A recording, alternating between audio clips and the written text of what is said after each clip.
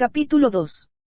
Después que Caroline se marchó, rumbo a los establos, el conde regresó al comedor, y cuando ocupó de nuevo su lugar uno de sus invitados comentó: «Por lo que se ha tardado, Poidon, debe haber sido muy bonita». El conde no respondió y Eddie observó que apretaba los labios. Una de las reglas inquebrantables de su amigo era no discutir jamás acerca de las mujeres con quienes se involucraba, ni permitir que nadie lo hiciera en su presencia. Habían pasado muchas mujeres por su vida, y Eddie pensaba a menudo que no solo se sentían atraídas por la gallardía y la considerable riqueza del conde, sino por su forma esquiva de comportarse. ¿Qué mujer no se siente capaz de subir a la montaña más alta, aun sabiendo que todas las demás han fallado en su intento? Había preguntado una vez una de sus admiradoras. Aquella era una aseveración muy cierta en lo que al conde se refería, pero, por desdicha para los amantes de la murmuración, el conde era muy meticuloso al escoger a sus mujeres como en todos sus actos y solo entablaba relaciones amorosas con damas discretas y reservadas y, huelga decirlo, excepcionalmente hermosas. Solo Eddie, por ser un amigo íntimo del conde, sabía cuántos corazones rotos había dejado detrás de él. Las mujeres más atractivas del gran mundo lloraban desconsoladas sobre su almohada cuando se daban cuenta de que se había hastiado de ellas y que solo volverían a verlo en un salón de baile o en una concurrida fiesta. Por el momento, el conde estaba a punto de terminar con una relación tempestuosa y algo desconcertante con la esposa de un ambicioso político. Era una mujer encantadora, por cuyas venas corría sangre húngara, y que hacía el amor con toda la pasión de su ardiente temperamento, como había prometido el rojo color de sus cabellos. Debido a que su esposo estaba continuamente ocupado en la Cámara de los Comunes, el conde había pasado con ella más tiempo de lo que, por lo general, le dedicaba a sus mujeres, pero, cuando partió de Londres para dirigirse a Newmarket, pensó que había sido una equivocación que se vieran con tanta frecuencia. Había empezado a saber de antemano lo que ella diría, una situación fatal para el amor, y hasta hubo momentos, cuando estaban juntos, en los que su mente empezó a divagar. Tuvo que reconocer, además, que los continuos esfuerzos de la pelirroja para encender su deseo empezaban a cansarle. Mientras viajaban hacia Newmarket conduciendo su perfecto tiro de caballos, cuyo color le recordaba el de los cabellos de su amante, decidió que esa relación debía terminar. Le enviaría un costoso regalo y bajaría el telón sobre lo que únicamente había sido un agradable interludio. Con el regalo incluiría una nota, pidiéndole que guardara ese recuerdo en memoria de las muchas horas felices que habían pasado juntos. Esta expresión se había convertido en una frase rutinaria en sus cartas de despedida, pero para las mujeres que la leían era una sentencia inapelable, porque sabían que ni las súplicas ni las lágrimas lograrían revocarla. Lo extraño del caso del conde era que, a diferencia de otros hombres, nunca había escuchado recriminaciones ni había sufrido la venganza de las amantes abandonadas por él. Se limitaban, sin embargo, a llorar en silencio el bien perdido, pues, aunque él les había cerrado las puertas del paraíso, el éxtasis experimentado valía el sufrimiento que estaban padeciendo. El conde se recostó en la silla de respaldo alto y se llevó a los labios su copa de oporto, ignorando el comentario de su invitado, por parecerle de mal gusto. «¿Te gustaría jugar écarté después de la cena, Lionel?», le preguntó al hombre que se sentaba junto a él, «¿o prefieres el faro?». Esto desató una discusión sobre cuál era el juego de azar más entretenido, y cuando el conde se puso de pie para llevar a sus invitados al salón, no se hicieron más preguntas con respecto al motivo de su ausencia. Varias horas después, cuando se quedó solo en su cómoda cama, cuya cabecera portaba el escudo de armas de los Poidon, el conde volvió a pensar en Caroline y en la extraña historia que le había contado sobre Sir Walter Melford. Meditó sobre el asunto algún rato antes de quedarse dormido y, a la mañana siguiente, mientras su valet le ayudaba a vestirse, le ordenó: «En tanto estoy en la subasta hoy, Yates, averigua lo que puedas sobre un hombre llamado Bowbreak, quien tiene una posada en Newmarket. Creo que se llama, La Corona y el Ancla». «Efectivamente, milord». «¿La conoces?». «Sí, milord, y está muy descuidada. Corren historias que no creo que a su señoría le interesaría escuchar». «Lo cual significa», repuso el conde lentamente, «que el dueño es cruel con los caballos que ofrece en alquiler». «Con sus caballos y con los mozos que los cuidan, milord». Esto confirmaba lo que Caroline le había contado, porque el conde sabía que la información que le proporcionaba Yates siempre era fidedigna. Yates era un hombre delgado, pero fuerte y nervioso, solo 2 años mayor que el conde, y había sido su primer ballet cuando terminó en la escuela pública y se fue a estudiar a Oxford. Todos los «sangre azul», como llamaban a los alumnos adinerados, tenían su propio ballet y sus sirvientes, y el vizconde Poyol tenía los caballos más rápidos y su faetón era el más elegante de la ciudad. Los otros sirvientes distinguían a Yates por las hazañas deportivas de su amo, pues el vizconde llevaba a sus caballos a la victoria en todas las carreras que se celebraban en la universidad. Después de Oxford, el joven Poyol se había enlistado en la armada, llevándose consigo a Yates, y una vez más se distinguió por sus servicios. 14 años atrás, durante la Revolución Francesa, y después, durante el periodo del terror, el vizconde Poyol y su valet planearon con éxito la huida de un buen número de aristócratas franceses hacia la seguridad que les ofrecía Inglaterra. El conde nunca hablaba de estas hazañas y mucho menos Yates, pero aquellos a quienes había salvado de la guillotina ponderaban con tanto entusiasmo su brillante actuación, que el vizconde añadió otra corona de laurel a las que ya había acumulado. Cuando su padre murió y heredó el título, compró su baja de la armada y se dedicó a administrar sus propiedades, concentrándose en sus caballos. Sabía muy bien que Yates, quien tenía un espíritu aventurero, suspiraba a menudo por los peligros de la guerra, por lo que no se sorprendió cuando su valet le dijo: «Andaré por allí, milord, y veré qué más puedo averiguar sobre este Bowbreak». «Muy bien, Yates, y si tienes oportunidad, habla con los mozos de Lord Ludlow. Con toda seguridad él correrá un caballo en estos días. Me gustaría que averiguaras algo sobre la muerte de Jessop». Observando la expresión del rostro de Yates, el conde comprendió que había captado lo que le dijo y que estaba ansioso de entrar en acción, y reconocer el terreno, como solían decir en el pasado. El conde jamás había intentado poner en práctica ninguno de sus atrevidos rescates de aristócratas franceses, sin estar antes seguro de que conocía hasta el último rincón de su prisión o de su escondite. «El descuido causa más muertes que las balas», comentaba a menudo, y como Yates había trabajado estrechamente con él, sabía que era verdad. El conde bajó a desayunar y después subió a su faetón, que lo estaba esperando afuera, sin dedicar un pensamiento más a la historia de Caroline, concentrándose en los caballos que esperaba comprar en la subasta. Al subirse al faetón para acompañarlo, Eddie Loder pensó que el séquito del conde era muy impresionante. El lacayo que iba sentado detrás del faetón, llevaba un sombrero alto y ladeado, y los arneses de los caballos estaban adornados en plata y grabados con el escudo de los Poydon. Los otros huéspedes lo siguieron en sus propios vehículos o en algunos proporcionados por el conde, y muy pronto divisaron la propiedad de Sir Walter Melford, que se encontraba a corta distancia. Las caballerizas se encontraban detrás de la casa de piedra gris que él había comprado hacía 15 años, cuando empezó a tomar parte en las carreras de Newmarket. Una leve sonrisa suavizó el gesto duro del conde cuando él y Eddie Loder fueron recibidos con visible entusiasmo por el anfitrión, quien los invitó a tomar champaña, coñac, o cualquier otra bebida que quisieran antes de inspeccionar los caballos. Había varias mesas con exquisitos manjares, que incluían ostras, paté, cabezas de jabalí y un lechoncito. Para consternación de Sir Walter, el conde rehusó las bebidas, y mientras Eddie bebía a pequeños sorbos su copa de champaña recordó que, la noche anterior, el conde les había advertido a sus invitados que mantuvieran la cabeza despejada. Era la primera vez que el conde y la mayoría de sus amigos entraban en la casa de Sir Walter, y observaron con escepticismo el lujo con que estaba decorada y los magníficos cuadros que colgaban de las paredes. Cuando se les unió casi la totalidad de los propietarios de caballos de carrera que estaban en Newmarket, el conde empezó a preguntarse si vería a Caroline.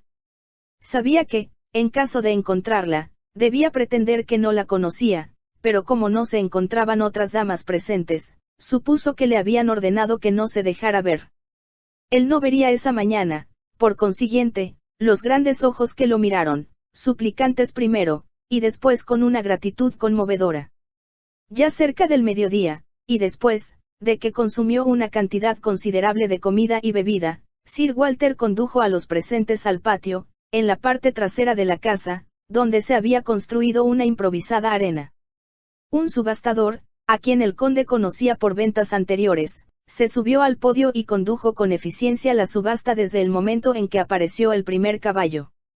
Los invitados del conde no pudieron elegir a su gusto porque una multitud de personas había llegado desde todos los puntos del país, debido a que la subasta había recibido una buena publicidad.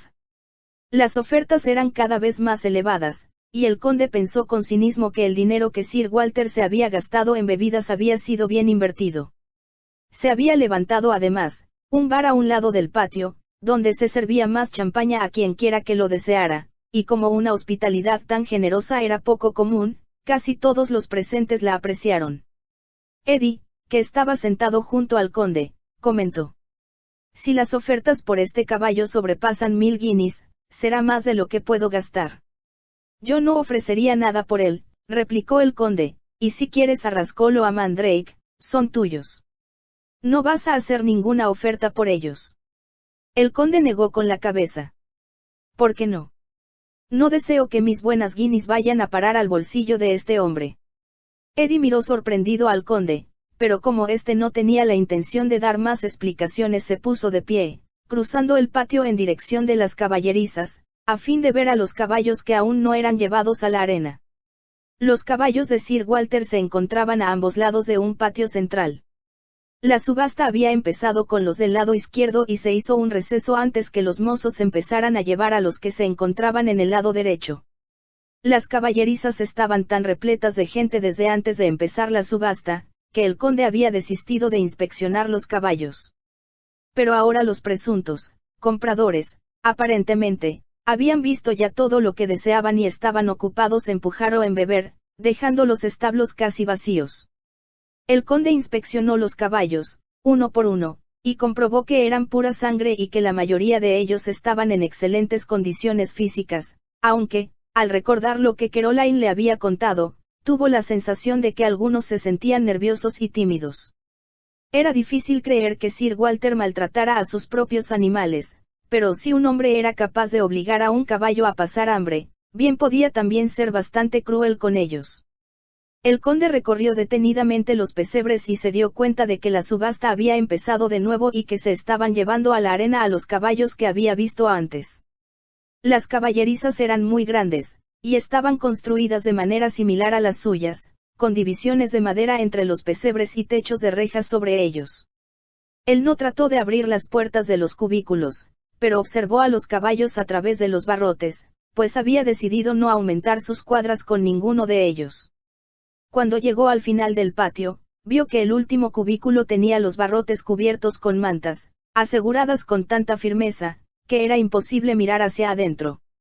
Se preguntó, extrañado, por qué ese cubículo estaría cubierto y se disponía a regresar cuando vio pintado sobre la puerta, a semejanza de los otros pesebres, el nombre del caballo. Estaba casi cubierto por las mantas, pero pudo leerlo: Lucero. Lo miraba fijamente, cuando escuchó una respetuosa voz a sus espaldas.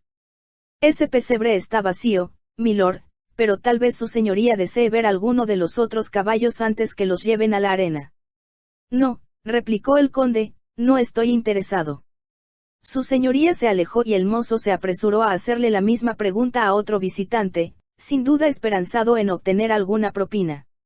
En el camino de regreso, el conde permaneció silencioso, mientras Eddie hablaba de la subasta y de las sumas astronómicas que Sir Walter había obtenido por sus caballos. Él se aseguró de que los participantes estuvieran en un estado de ánimo apropiado, comentó. La comida era mejor que la que sirven en White o en cualquier otro club de Londres. El conde no respondió y Eddie observó. Ahora que recuerdo, no tomaste ni comiste nada, Francis. ¿Por qué? Tal vez pensarás que soy anticuado, pero no acepto la hospitalidad de un hombre que me disgusta. ¿Y cuál es el motivo de esa repentina aversión hacia Sir Walter?, preguntó Eddie. Había notado que el tono de voz del conde era tajante y que distaba mucho de reflejar la indiferencia que pretendía. Estás dejándote llevar de nuevo por tu instinto, Francis. Acostumbraba a bromear con el conde acerca de ello, porque, cuando sirvieron en el ejército y pasaron 3 años en la India, bajo las órdenes del coronel Arthur Wellesley, tanto los oficiales como la tropa sentían un gran respeto por el instinto de su amigo. En más de una ocasión, él los había salvado evitando que cayeran en una emboscada y, otra vez, había tenido el presentimiento de que podrían ser asesinados por merodeadores indígenas. Se habían salvado porque el vizconde, título que tenía entonces, los había advertido del peligro, llevado de sus presentimientos. Tal vez esa sea la respuesta, contestó el conde evasivo, pero, por el momento, no lo sé. Creo que es la última vez que veremos a Melford, comentó Eddie. Ya renunció a sus aspiraciones de brillar en las carreras y cuando se retire a Sussex no volveremos a saber de él. Espero que tengas razón. Eddie observó al conde y tuvo la sensación de que le estaba ocultando algo. ¿Qué has sabido de Melford que ignorabas anoche cuando hablábamos de él durante la cena? Preguntó, pero el conde no quiso claudicar. No estoy aceptando que sepa nada sobre él, contestó. Se trata, simplemente, de que no deseo tener en mis caballerizas animales que le hayan pertenecido, ni puedo aceptar una hospitalidad que no tengo intenciones de reciprocar. Bueno, si Melford ya era rico antes, es mucho más rico esta noche, comentó Eddie. Cuando regresaron a la casa, los visitantes del conde hicieron el mismo comentario. Pagué demasiado por los caballos que compré, se quejó un par. Ojalá no lo hubiera hecho. Les advertí que mantuvieran la cabeza despejada, repuso el conde. Esa era mi intención, contestó el par, pero el coñac que sirvieron era el mejor que he probado en mucho tiempo, y aunque lamento reconocerlo, me hizo sentirme temerario. Maldita sea. Debí haber seguido sus consejos, Poidon. No se puede culpar a Melford por tratar de obtener el mejor precio por sus animales, comentó otro invitado. Personalmente, estoy muy satisfecho con mi compra. Cuando me haga ganar la Copa de Oro en Ascot todos se morirán de envidia. Lo mismo que Melford. Exclamó alguien, y todos rieron. Después de disfrutar de una soberbia cena, como era de esperarse en casa del conde, los invitados se dirigieron al salón, donde habían instalado mesas para los juegos de azar.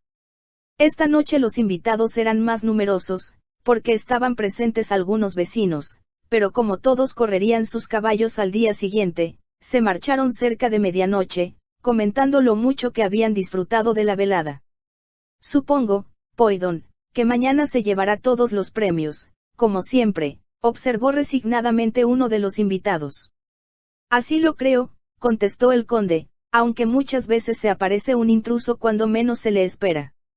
Solo puedo rogar que ese sea mi caballo, dijo alguien, pero mis oraciones emprenden un camino muy lento y se pierden antes de llegar a la meta. Debe rezar con más fervor, replicó el conde. Sus huéspedes no permanecieron mucho tiempo más en el salón.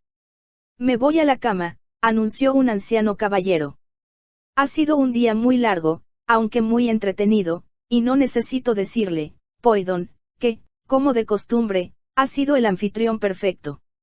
El conde sonrió al escuchar el cumplido y Eddie notó que no se había sentado después de despedir a los vecinos invitados a cenar, sino que permaneció en el vestíbulo, como esperando que sus huéspedes se retiraran a dormir. Ellos lo obedecieron, sin que él tuviera que hacerles la menor insinuación y, 10 minutos después, el conde entró en su habitación, donde Yates lo estaba esperando. ¿Está todo listo?, preguntó. El carruaje se encuentra junto a la puerta lateral, milord, donde nadie puede verlo. Muy bien, replicó el conde. ¿Quién es el cochero? Hall. Sí, milord. El conde se quitó la ajustada levita y la corbata blanca, anudada según la moda que había impuesto Bob Brummel. Yates le alargó una bufanda de seda negra, y el conde se la colocó alrededor del cuello, asegurándola con un nudo. Las puntas colgaron sobre su camisa blanca, que quedó oculta a la vista con la chaqueta que Yates le ayudó a ponerse y con una ligera capa sobre los hombros, el conde quedó totalmente vestido de negro. ¿Llevas la linterna?, preguntó. Sí, milord. La pequeña que usábamos antes. Muy bien. Yates abrió la puerta del dormitorio y miró hacia el pasillo, para asegurarse de que no había nadie, y después, se apartó para dejar pasar el conde. Sin pronunciar una palabra, caminaron por el pasillo, pero no bajaron por la escalera principal, sino por otra que conducía a una puerta que se abría en raras ocasiones. El carruaje que los estaba esperando era cerrado y de aspecto muy discreto. No llevaba el escudo del conde en la puerta ni presentaba ninguna otra identificación. Era tan antiguo, que el conde no recordaba cuándo había sido la última vez que lo habían usado. Iba tirado por 2 caballos y el cochero que estaba en el pescante no llevaba el alto sombrero ladeado ni la adornada casaca que siempre usaba. Tenía un aspecto tan anónimo como el vehículo que manejaba. El conde entró en el carruaje. Yates saltó al pescante junto al cochero y se pusieron en camino. Se detuvieron a corta distancia y el conde y Yates se bajaron del vehículo. La noche era tibia, el cielo estaba cuajado de estrellas y la luna ascendía lentamente por el firmamento, pero su luz era tan tenue que cualquiera podía pasar fácilmente inadvertido. El carruaje se había detenido bajo la sombra de unos árboles, junto a una cerca de hierro que bordeaba unos prados. En la distancia, podían verse los techos de la casa de Sir Walter Melford. En silencio, el conde brincó la cerca, seguido por Yates, y avanzó por el prado, resguardándose bajo la sombra de los árboles. Cuando llegaron a un espacio abierto lo cruzaron a toda prisa, y esperaron después unos segundos para asegurarse de que nadie los había visto antes de ponerse en marcha de nuevo. Al final del prado, se encontraba la parte trasera de las caballerizas y el conde se deslizó junto a la pared, hasta llegar a una puerta en el otro extremo. Se detuvo allí y esperó, mientras Yates se inclinaba para encender la pequeña linterna que había traído consigo. Estaba fabricada de tal modo que 3 de sus lados estaban cubiertos para que la luz iluminara exclusivamente lo que se requería. Yates dirigió la linterna hacia la puerta de las caballerizas, que estaba cerrada con una aldaba.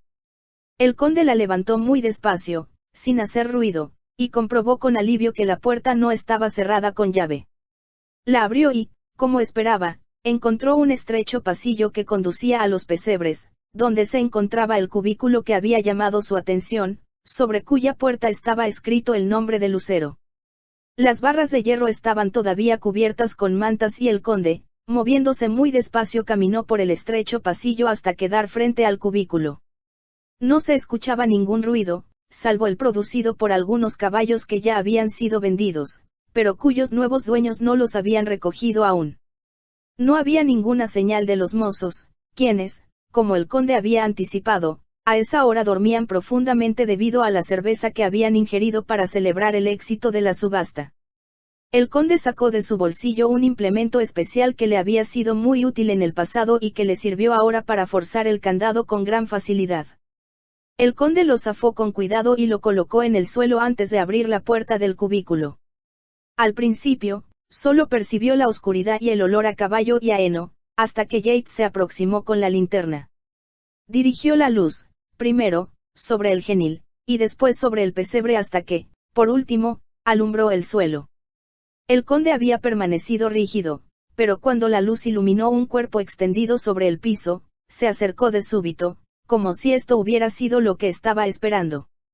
Yates lo siguió y su luz alumbró la espalda desnuda de una mujer, cruzada por heridas cubiertas por sangre coagulada.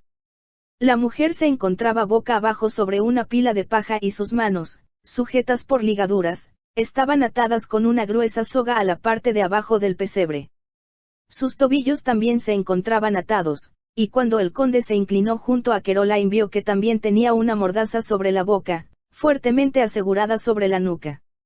Tomando un cuchillo de su bolsillo, cortó las ataduras que sujetaban las manos de la joven, y cuando éstas cayeron sin fuerza sobre la paja, advirtió que estaba inconsciente. La tomó en sus brazos y la llevó hacia la puerta, seguido por Yates. Al salir se detuvo y Yates, sin necesidad de escuchar la orden, supo que tenía que cerrar la puerta y colocar el candado en su posición original.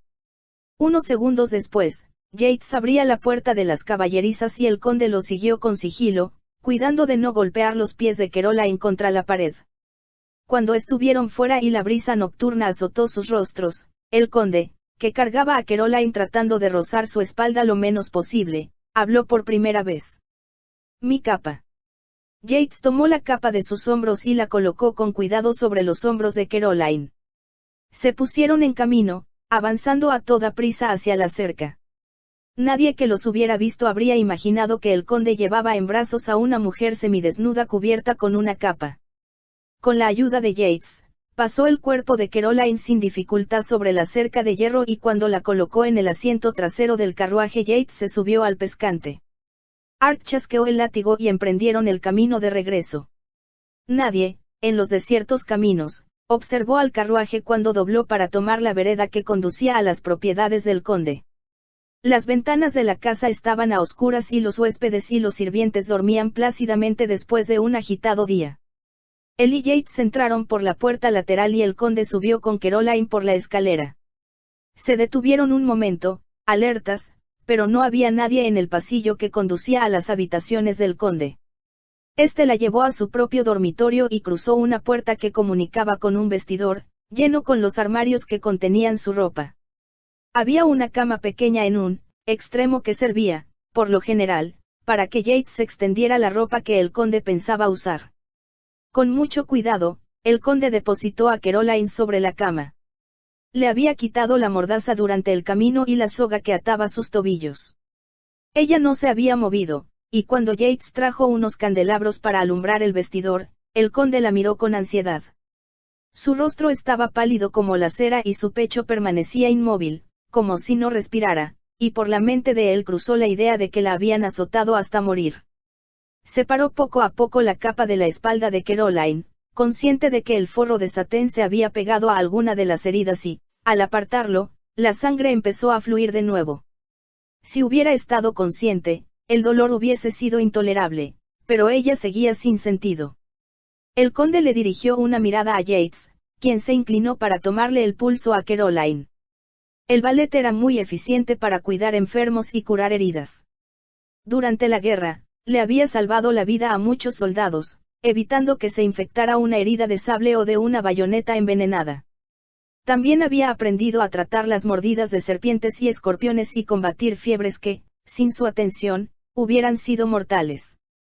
El conde habló por primera vez desde que dejaron la mansión de Sir Walter. Está viva. Yates reconoció la ira que vibraba en la voz del conde. Sabía mejor que nadie lo furioso que se ponía cuando descubría que uno de sus hombres había sido apuñalado por un asaltante o mutilado después de su muerte, lo cual ocurría a menudo en la India. Vive, milord, respondió Yates, pero necesitará de muchos cuidados y, cuando esté consciente, no podrá soportar el dolor de la espalda. El conde se quedó mirando a Caroline y reflexionó unos instantes antes de decir: tenemos que llevárnosla de aquí. ¿Cuándo estará en condiciones de viajar? Nadie sabrá que está aquí, milord. Podríamos moverla mañana por la noche, pero sería mejor esperar hasta el día siguiente. El conde asintió con un gesto. Pasado mañana me saldré de las pistas después de la segunda carrera. No creo que eso cause extrañeza y más tarde discutiré contigo la mejor manera de sacarla de la casa sin que nadie se dé cuenta. Por el momento, lo mejor será que le cures la espalda. Yo me encargaré, milord. Tengo un ungüento para aplicarle ahora y mañana prepararé algo mejor mientras su señoría se encuentra en las carreras. Yates le quitó los zapatos a Caroline y añadió: iré a mi cuarto a buscar la pomada y unos vendajes, milord, y después la acostaré. Su amo volvió a asentir con la cabeza y Yates salió presuroso, deteniéndose tan solo para encender otros candelabros. El conde se quedó inmóvil, contemplando a Caroline. A la luz de los candelabros, las heridas de su espalda parecían mucho peor de lo que había pensado al principio. El tío de la joven debió haber usado una fusta delgada y flexible, la cual había cortado la carne como si fuera un cuchillo. Las heridas eran bastante profundas y manaba aún la sangre, corriendo sobre el cuerpo de ella como una cinta escarlata. Observó que Sir Walter había rasgado, desde el cuello hasta la cintura, el vestido de muselina que usaba Caroline, antes de arrojarla sobre la paja para poder castigarla con más saña. Quizá la había amordazado primero y el que ella no hubiera podido desahogarse gritando había hecho sin duda más intenso su sufrimiento. Se preguntó cuánto tiempo habría pasado antes que el dolor la hiciera perder el sentido y solo deseó que la oscuridad de la inconsciencia la hubiera envuelto antes que su agonía se hiciera insoportable. Como al conde le disgustaba en extremo la crueldad contra los animales, le resultaba difícil creer que un hombre que tuviera el más mínimo sentido de humanidad pudiera golpear de una forma tan bestial a una criatura tan frágil como la joven que yacía sobre la cama. Supuso que Sir Walter, después de descubrir la ausencia de Lucero, había llevado a Caroline hasta el pesebre del caballo a fin de administrarle allí el castigo que consideraba apropiado para su crimen. Solo por casualidad el conde se había dado cuenta de que ella estaba allí, y en este caso no había sido su instinto el que le advirtió que algo extraño ocurriría cuando se quedó mirando el nombre de Lucero sobre la puerta. Como le llamó la atención que el cubículo estuviera con candado y que las mantas cubrieran los barrotes, había permanecido silencioso. Entonces le pareció escuchar un ruido extraño. Era como el gemido ahogado de un pequeño animal atrapado en una trampa, lo cual, en circunstancias normales, no habría llamado su atención. Pero aquel sonido tenía características muy especiales, se dijo, y estaba a punto de extender la mano para apartar las mantas e investigar cuando el mozo se había acercado para decirle que el pesebre estaba vacío. Eso le pareció sospechoso, porque estaba seguro de que era mentira y se alejó, obsesionado por aquel gemido de dolor. Cuando regresó a casa se había dicho que no era asunto suyo si, como Caroline le había dicho, Sir Walter era cruel con los animales. Pero aquel gemido seguía resonando en su cerebro, y cuando se dispuso a cambiarse para la cena supo que no podría dormir hasta descubrir de qué criatura procedía.